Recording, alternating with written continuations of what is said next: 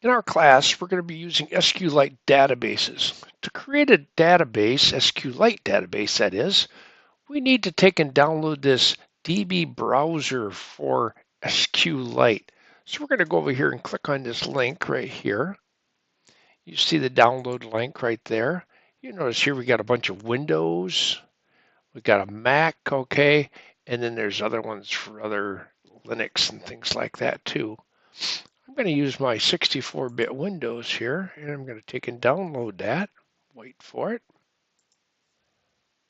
Once it's downloaded, you go ahead and click on it like that and say yes. And if you wait for just a moment here, pops up like this. And we're going to say go ahead and continue. I'm just going to do the defaults, which probably will be okay for most computers. Next, and install.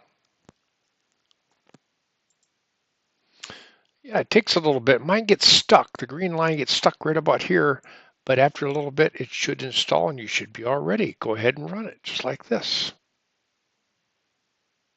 And that's what DB Browser looks like for SQLite.